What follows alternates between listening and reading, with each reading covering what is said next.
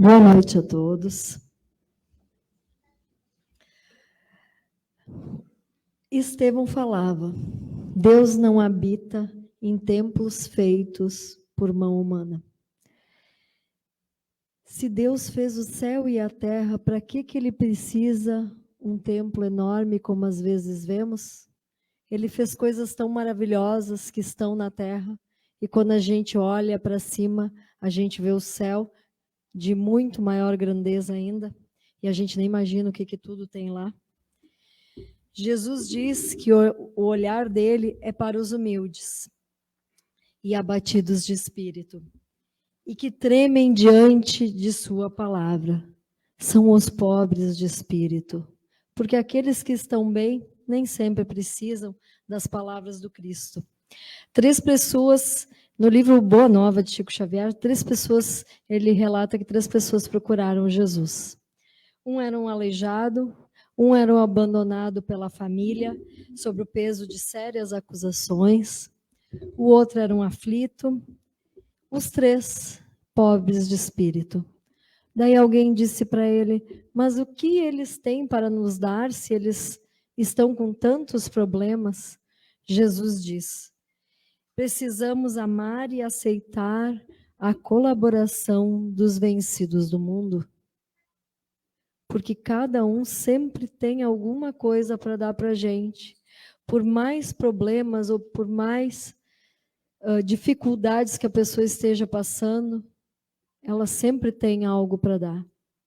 Não são só aqueles que, digamos, estão no topo, que são os vencedores, que têm algo para dar para os outros.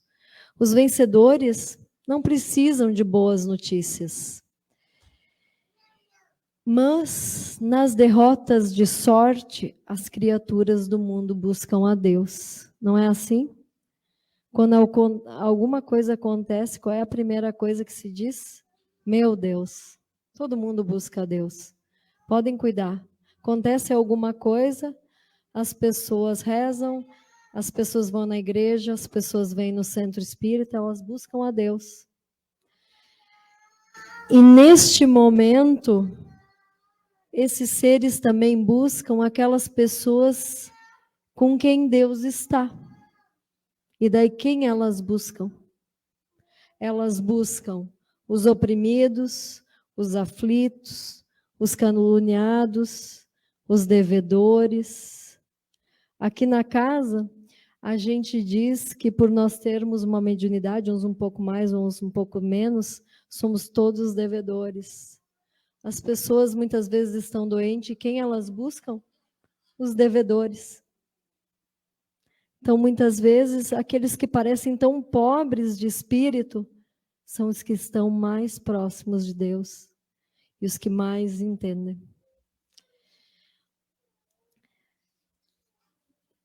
Os triunfadores do mundo, muitas vezes, são pobres seres que caminham sobre tenebrosos abismos. Por quê? Porque eles desprezam os demais. Eles são cheios de orgulho, cheios de vaidade. Atentemos que os vencidos quebraram os elos mais fortes que os atavam às ilusões e marcham para o infinito do amor e da sabedoria. O que quer dizer? Eles quebram os elos. Os vencidos, eles aprendem a ouvir, eles aprendem a olhar para o próximo, eles aprendem a ser humilde, eles aprendem que eles têm que aprender. Muitas vezes quem está lá em cima não escuta ninguém, só diz eu quero isso, eu quero aquilo, eu quero aquele outro, sem tão pouco se importar com a pessoa que está à sua frente. O leito de dor e a exclusão de todas as facilidades da vida, a incompreensão dos mais amados, as chagas e as cicatrizes do espírito, são luzes que Deus acende na noite sombria das criaturas. Porque no momento em que eles têm a incompreensão, todos nós aqui, incompreensão dos mais amados. Sempre tem um familiar ou um amigo que é mais amado, que todo mundo dá atenção, e às vezes a gente também queria ser ouvido. Mas isso tudo serve, por que acende luzes que Deus acende na noite sombria das criaturas? Tudo que nos acontece de ruim é aviso para que façamos diferente, para que mudemos. Que se as pessoas aquelas que a gente julga que nos são tão amados e muitas vezes não nos amam, por que a gente não procura alguém que realmente nos ama, alguém que realmente vai nos dar ouvido? E que no fim de tudo, às vezes é uma pessoa que a gente acha até que nos é desconhecida, mas é a única que vai orar por nós. Vocês lembram da passagem do André Luiz, quando ele foi para o umbral, e daí, quando resgataram ele, alguém disse assim, mas havia alguém que não era da família dele, não era filho, não era esposa, não era mãe, não era ninguém, que sempre orava por ele. Era uma senhora, que eu não me lembro se ele atendia por caridade, ela e o marido, e daí, mas era ela que orou por ele, ela que tirou ele do umbral. Que a gente aprenda com as incompreensões da vida, não ficar congelado numa redoma de vidro e olhar para as pessoas que realmente se importam com a gente. Porque às vezes tudo isso que acontece de errado é para nos acordar.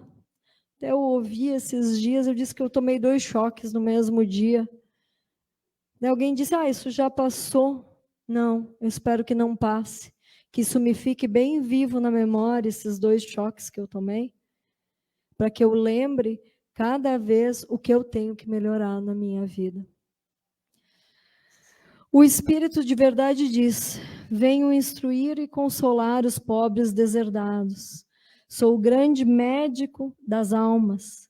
Venho trazer o remédio que vos há de curar. Os fracos, os sofredores, os enfermos, são os meus filhos preferidos, venho salvá-los, porque são os fracos, os sofredores, os enfermos que escutam a palavra de Deus. Porque Deus aparece para Moisés num espinheiro, que eles diziam que era uma sarça ardente, podia ter aparecido num lugar bonito, mas ele não apareceu num lugar bonito. Naquela época, o povo que seguia Moisés estava escravizado. Então, para ele se solidarizar com o povo, ele apareceu num lugar onde é que era desagradável, porque o povo todo estava num estado desagradável.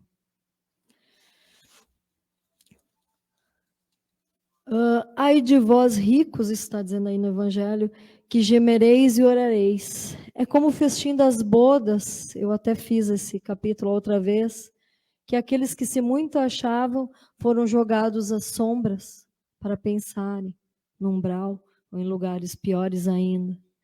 Porque os que são ricos, muitas vezes, que têm tudo, não digo nem rico de dinheiro, mas que acham que não são humildes, que são orgulhosos, eles têm um orgulho que cristaliza. E quando a gente cristaliza, a palavra fala por si só, se blinda. Não vê nada, não sente nada, nem a chuva molha. E quando não tem isso, quando não tem essa cristalização em volta de si, as pessoas sentem. Por exemplo, Saulo de Tarso sofreu a exaustão para tirar essa cristalização que estava com ele, para ele finalmente entender as palavras do Cristo e aceitar a proposta do Cristo. No livro Luz Imperecível, de Honório, o livro é interessante, o tema, até eu sugeri para o Elson botar como título, Carentes e Felizes. Porque aqueles que estão carentes, que são humildes, que aceitam o Evangelho, são felizes. O feliz para o Evangelho é aquele que se reconhece humilde. A beleza na evolução do universo é se fazer pequeno. Só sei que nada sei. O universo é tão grande, é difícil ter alguém que saiba de tudo muito. Talvez sabemos de tudo um pouco, mas muito de tudo, muito difícil. Então, o que eles falam em não ser cristalino, em não estar blindado? É ser flexível, é poder dizer, eu vou lá na casa espírita e vou olhar os outros com o mesmo olhar que eu gostaria que me olhassem, porque eu também não sou perfeito, não sou perfeita no caso, e muitas vezes eu digo algumas coisas que não deveria e os outros aceitam, então também tenho que aceitar dos outros. Isso às vezes é tão difícil, né? É aquele ser flexível, é aquele que consegue se analisar e vislumbrar a necessidade de renovação. Foi para isso que viemos. Ontem eu ouvi uma trechinho de um vídeo que dizia assim: quando a gente não aceita a renovação, a gente traz a tristeza ao nosso redor. Nós fizemos os outros infelizes e muito mais a nós mesmos. E é de se pensar, porque a vida é uma constante mudança.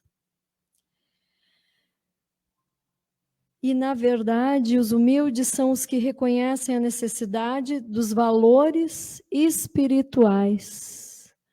A bem-aventurança que Jesus preconiza transcende a matéria. Na matéria, tudo é transitório. Emmanuel diz assim: tudo que os olhos humanos contemplam está morto ou está morrendo. Chocante, né? A gente pensa que está tudo vivo. Não, está tudo morrendo. Nós estamos passando. Ou a gente acompanha a renovação, ou ela fica. Na matéria, nada se leva, mas o que estiver no espírito se irá levar. Que assim seja.